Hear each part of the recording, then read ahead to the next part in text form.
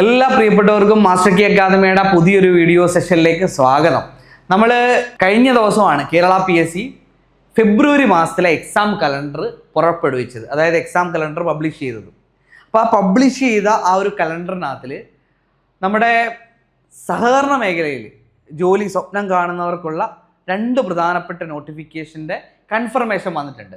അത് നിങ്ങളൊക്കെ അറിഞ്ഞു കാണും, നിങ്ങളുടെ പ്രൊഫൈലിലൊക്കെ വന്നിട്ടുണ്ടാവും.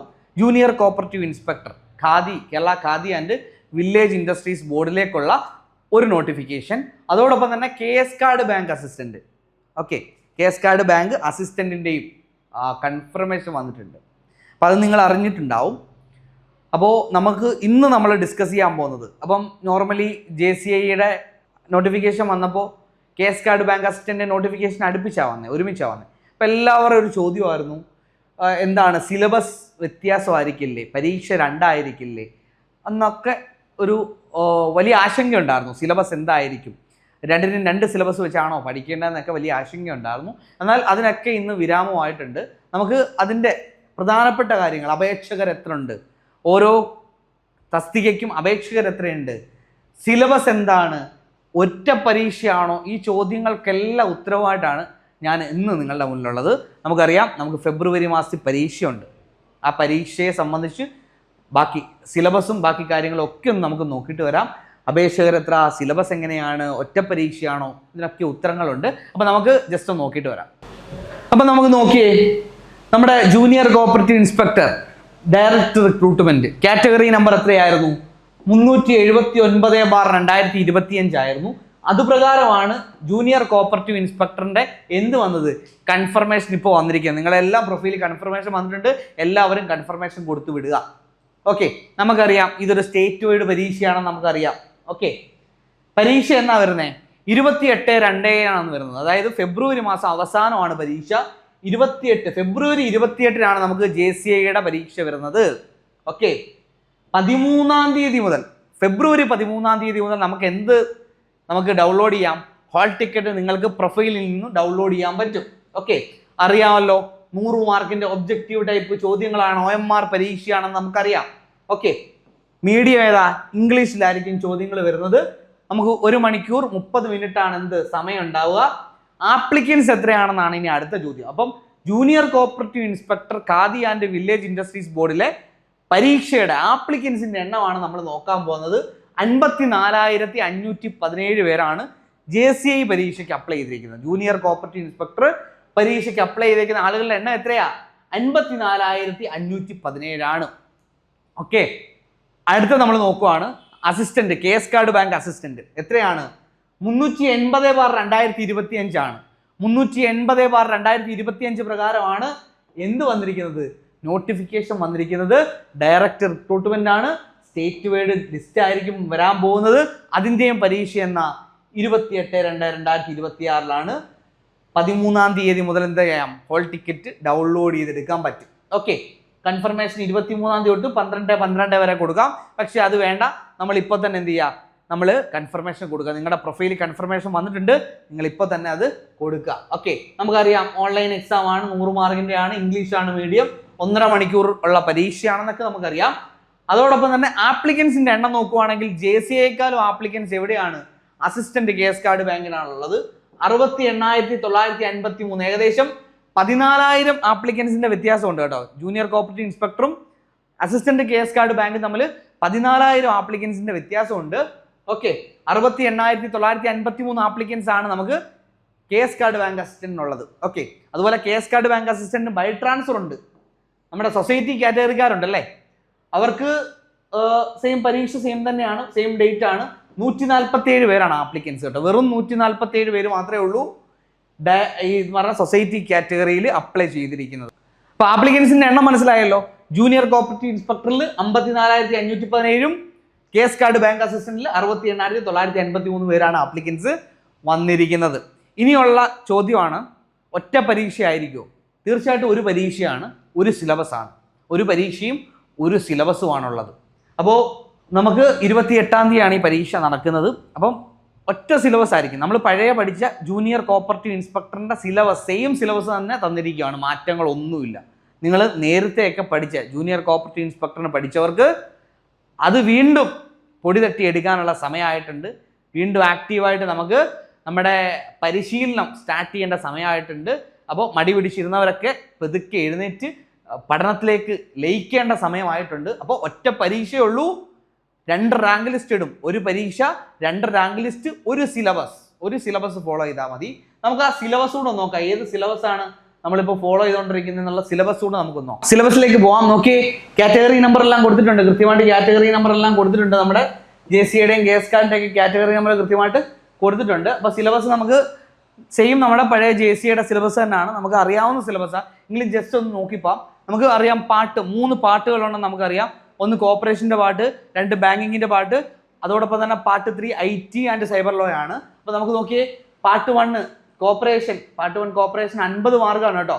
കോർപ്പറേഷൻ നമുക്കറിയാം 50 മാർക്കാണ് കോർപ്പറേഷനിൽ നിന്ന് ചോദിക്കുന്നത്. 1 cooperation and other economic systems ആണ് ആദ്യത്തെ 5 മാർക്കിന്റെ മാർക്ക് ഡിസ്ട്രിബ്യൂഷൻ ഉള്ള ടോപ്പിക്. ഏതാണ്? Cooperation and other economic systems ആണ്. ഓക്കെ, അതുപോലെ തന്നെ രണ്ടാമത്തെ നോക്കിയാൽ evolution and development of cooperative principles ആണ്. Evolution and development of cooperative principles ആണ് രണ്ടാമത്തെ ആ ഒരു ടോപ്പിക്, രണ്ടാമത്തെ മൊഡ്യൂള്. മൂന്നാമത്തെ മൊഡ്യൂൾ നോക്കിയേ, types of cooperative in India and in കേരളയാണ് കേട്ടോ. Types of cooperatives in India and in കേരളയാണ്. അപ്പോൾ രണ്ടിനും ആദ്യത്തെ 2 മൊഡ്യൂൾസിനും 5 മാർക്കാണ് മാർക്കിന്റെ ഡിസ്ട്രിബ്യൂഷൻ. പക്ഷെ മൂന്നാമത്തെ മൊഡ്യൂളിന്റെ മാർക്ക് നോക്കിയേ 7 മാർക്കാണ് കേട്ടോ. അപ്പോൾ അത്യാവശ്യം നല്ല രീതിയിൽ ഈ ഒരു 7 മാർക്ക് എന്ന് വെച്ചാൽ 7 മാർക്ക് തന്നെ ചോദിക്കും. 7 മാർക്ക് എന്ന് പറഞ്ഞാൽ അവിടുന്ന് 7 മാർക്ക് തന്നെ ചോദിച്ചിരിക്കും. അപ്പോൾ അത് കൃത്യമാണ് കേട്ടോ. അത് കൃത്യമാണ്. ഇപ്പോഴത്തെ പരീക്ഷകളിലെല്ലാം കൃത്യമായിട്ട് അത് മാനേജ് ചെയ്ത് പോകുന്നുണ്ട്. അതുപോലെ ഒപ്പം അടുത്ത 4ാമത്തെ മൊഡ്യൂൾ നോക്കിയേ, management and working of major cooperative organisation and institutions in aid of cooperatives ആണ്. 5 മാർക്കാണ് കേട്ടോ. 5 മാർക്കാണ് ഈ 4ാമത്തെ മൊഡ്യൂളിൽ നിന്ന് 5 മാർക്കിന് ചോദിക്കും. 5ാമത്തത് കോപ്പറേറ്റീവ് ഓഡിറ്റ് ആണ് കേട്ടോ. കോപ്പറേറ്റീവ് ഓഡിറ്റ് ആണ് 5ാമത്തെ മൊഡ്യൂൾ. കോപ്പറേറ്റീവ് ഓഡിറ്റ് ആണ് കേട്ടോ. കോപ്പറേറ്റീവ് ഓഡിറ്റ് ആണ് 5ാമത്തെ മൊഡ്യൂൾ വരുന്നത്. അവിടെ നമുക്ക് 6 മാർക്കാണ് മാർക്കിന്റെ ഡിസ്ട്രിബ്യൂഷൻ നോക്കുകയാണെങ്കിൽ. 6 മാർക്കുണ്ട്. 6 മാർക്കാണ് നമുക്ക് മാർക്ക് ഡിസ്ട്രിബ്യൂഷൻ നോക്കുകയാണെങ്കിൽ ഉള്ളത് കേട്ടോ. ഓക്കെ, അതോടൊപ്പം തന്നെ 6ാമത്തെ module issues in cooperative management ഉണ്ട്. 6 മാർക്കാണ് ആ ഒരു മൊഡ്യൂളിൽ. 6 മാർക്ക്. സെറ്റിൽമെന്റ് ഓഫ് ഡിസ്പ്യൂട്ട്സ് ആണ് അടുത്തത്. അവിടുന്ന് 5 മാർക്കാണ്. അടുത്തത് സോഴ്സസ് ഓഫ് ഫണ്ട്സ് ആണ് 8ാമത്തെ മൊഡ്യൂള്. അവിടുന്ന് 5 മാർക്കാണ് ചോദിക്കുന്നത്. 5 മാർക്കിനാണ് അവിടുന്ന് ചോദിക്കുന്നത്. അടുത്ത നോക്കിയേ, 9ാമത്തെ ലാസ്റ്റ് കോർപ്പറേഷന്റെ അവസാനത്തെ മൊഡ്യൂളാണ് 9ാമത്തെ module, cooperative legislation in India and in Kerala. അവിടുന്ന് നമുക്ക് 6 മാർക്കുണ്ട്. അവിടുന്ന് എത്ര മാർക്കാ?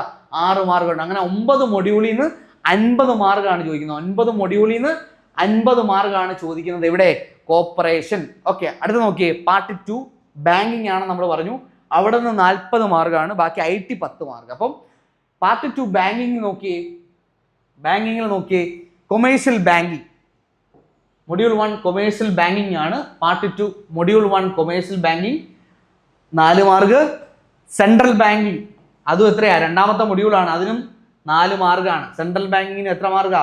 4 മാർക്ക്. അപ്പം കൊമേഴ്ഷ്യൽ ബാങ്കിങ് 2ാമത്തെ മൊഡ്യൂൾ, സെൻട്രൽ ബാങ്കിങ് 4 മാർക്ക്.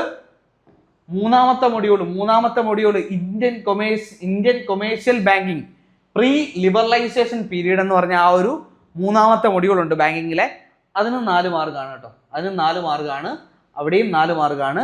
അടുത്ത 4ാമത്തെ മൊഡ്യൂൾ ഉണ്ട് ഇന്ത്യൻ കൊമേഴ്ഷ്യൽ ബാങ്കിങ് പ്രീ ലിബറലൈസേഷനും പോസ്റ്റ് ലിബറലൈസേഷനും നമ്മൾ പഠിക്കണം. അങ്ങനെ 2 മൊഡ്യൂളാണ്. 4ാമത്തെ മൊഡ്യൂളിനും 4 മാർക്കാണ്. 5ാമത്തെ module banking legislation in India ആണ്. അത് 4 മാർക്കാണ്. അതിന് എത്ര മാർക്കാ? 4 മാർക്കാണ്. അതുപോലെ തന്നെ പ്രാക്ടീസസ് ഓഫ് ബാങ്കിങ്ങിന് 4 മാർക്കാണ്. Law relating to negotiable instruments 7ാമത്തെ മൊഡ്യൂളാണ്. അവിടെയും എത്രയാണ്? 4 മാർക്ക് തന്നെയാണ്. Agriculture and micro finance by banks ആണ് നമുക്ക് അടുത്ത മൊഡ്യൂൾ പറയാനുള്ളത്. അതും എത്ര മാർക്കാണ്? 4 മാർക്കാണ്. ടെക്നോളജിക്കൽ അഡ്വാൻസസ് ഇൻ ബാങ്കിങ് ആണ്. നമുക്ക് ടെക്നോളജിക്കൽ അഡ്വാൻസസ് ഇൻ ബാങ്കിങ് 9ാമത്തെ മൊഡ്യൂളാണ്. അവിടെയും 4 മാർക്കാണ്. Recent trends in Indian banking ആണ് അടുത്തത്. അവിടെയും 4 മാർക്കാണ്. അങ്ങനെ 10 മൊഡ്യൂളിലായിട്ട് 40 മാർക്ക്. അപ്പം ബാങ്കിങ്ങിൽ നമ്മൾ പഠിക്കേണ്ടത് 10 മൊഡ്യൂൾ 40 മാർക്കും, കോർപ്പറേഷൻ പഠിക്കേണ്ടത് 9 മൊഡ്യൂളിലായിട്ട് 50 മാർക്കുമാണ്. അങ്ങനെ 50ഉം 40ഉം 90 മാർക്ക് ബാങ്കിങ്ങിനും കോർപ്പറേഷനും ഉറപ്പായിട്ടും ചോദിക്കും. ഓക്കെ, അടുത്ത നോക്കാം. അടുത്ത പാർട്ട് 3 നോക്കിയേ, IT ആൻഡ് സൈബർ ലോ ആണ്. 10 മാർക്കിന് ഇവിടെ ചോദിക്കും. Part 3 IT and cyber law ചോദിക്കും. ഹാർഡ്വെയർ, അതുപോലെ സോഫ്റ്റ്വെയർ, അതിൻ്റെ ക്ലാസിഫിക്കേഷൻസ്, അതുപോലെ തന്നെ ഡിവൈസുകൾ, memory device, operating systems, popular application, software packages, basics of programming, type of instructions, type of networks, LAN, വാന്, അങ്ങനെ തുടങ്ങി നമ്മൾ പഠിച്ചിട്ടുള്ള നെറ്റ്വർക്ക്സ് എല്ലാം ചോദിക്കും. Local area network, wide area network, network devices, internet, അതുപോലെ തന്നെ ഇന്റർനെറ്റിന്റെ സർവീസസ്, അതുപോലെ സോഷ്യൽ മീഡിയ, വെബ് ഡിസൈനിങ്, അതുപോലെ സൈബർ ക്രൈം ആൻഡ് ലോ ചോദിക്കും. Type of crimes, IT act and other law, cyber കുറ്റകൃത്യങ്ങളെ സംബന്ധിച്ചുള്ള കാര്യങ്ങളൊക്കെ ഈ ഒരു മേഖലയിൽ സൈബർ ക്രൈംസിൽ വരുന്ന കാര്യമാണ്. അങ്ങനെ നമുക്ക് 10 മാർക്കിന് എന്തുണ്ട്, നമ്മുടെ IT ഉണ്ട്. അങ്ങനെ 50, 40, 90, 10 IT കൂടി കൂട്ടി 100 മാർക്കിന്റെ ഒബ്ജക്റ്റീവ് ടൈപ്പ് ചോദ്യങ്ങളായിരിക്കും വരാൻ പോകുന്നത്. നമുക്കറിയാം സ്റ്റേറ്റ്മെന്റ് ടൈപ്പ് ചോദ്യങ്ങളൊക്കെ കൃത്യമായിട്ട് നിങ്ങളെ ചോദിക്കും, ഉറപ്പാണ്. അവിടേക്കാണ് നമുക്ക് റാങ്ക് നിർണ്ണയിക്കാൻ പറ്റുന്ന ചോദ്യങ്ങൾ പിറവിയെടുക്കുന്നത് എന്നുള്ള കാര്യം നിങ്ങൾ ഓർത്തോളുക. അപ്പോൾ കൃത്യമായിട്ട് നമ്മൾ പഠിക്കുമ്പോൾ ഒരു ടോപ്പിക്ക് പഠിച്ചാൽ ആ ഒരു ടോപ്പിക്കിൽ അങ്ങേയറ്റം ആഴത്തിൽ അറിഞ്ഞെങ്കിൽ മാത്രമേ നമുക്ക് ഇപ്പോൾ ഒരു സ്റ്റേറ്റ്മെന്റ് ടൈപ്പ് ചോദ്യം വന്നു, അല്ലെങ്കിൽ ഒരു പ്രസ്താവന ചോദ്യം വന്നു, അല്ലെങ്കിൽ ഒരു ശരിയോ തെറ്റോ വന്നു, അല്ലെങ്കിൽ നിങ്ങൾ മാച്ച് ദ ഫോളോയിങ് വന്നു. അപ്പോൾ അത് നമ്മൾ കൃത്യമായിട്ട് ആ ഒരു മേഖല മുഴുവൻ അറിഞ്ഞെങ്കിൽ മാത്രമേ നമുക്ക് ആ ഒരു ചോദ്യത്തിന് 1 മാർക്ക് കിട്ടത്തുള്ളൂ. അപ്പോൾ അതുകൊണ്ട് നിങ്ങൾ പഠിക്കുമ്പോൾ ആഴത്തിൽ തന്നെ പഠിക്കാൻ ശ്രമിക്കുക, മാക്സിമം സിലബസ് അറിഞ്ഞ് പഠിക്കാനും ശ്രമിക്കുക. ഓക്കെ, മുൻവർഷ ചോദ്യ പേപ്പറുകളൊക്കെ കളക്ട് ചെയ്യുക. നമ്മൾ മുൻവർഷ ചോദ്യ പേപ്പറുകളെല്ലാം കളക്ട് ചെയ്തിട്ട് അതിനെ കൃത്യമായിട്ട് അനലൈസ് ചെയ്യുക. ഓക്കെ, അപ്പോൾ അങ്ങനെയാണ് നമ്മൾ പഠിച്ച് മുന്നോട്ട് പോവേണ്ടത്. അപ്പോൾ നമ്മുടെ കൺഫർമേഷൻ എത്തി. ആ കൺഫർമേഷനെ സംബന്ധിച്ച് നിങ്ങളുടെ ചോദ്യങ്ങൾക്കൊക്കെ മറുപടി നിങ്ങൾക്ക് ലഭിച്ചിട്ടുണ്ടെന്ന് കരുതുന്നു. മാസ്റ്റർ കീ അക്കാഡമിയുടെ ഏറ്റവും പുതിയ കേസ് card bank and JCI crash ബാച്ചുകൾ ഉടൻ ആരംഭിക്കുകയാണ്.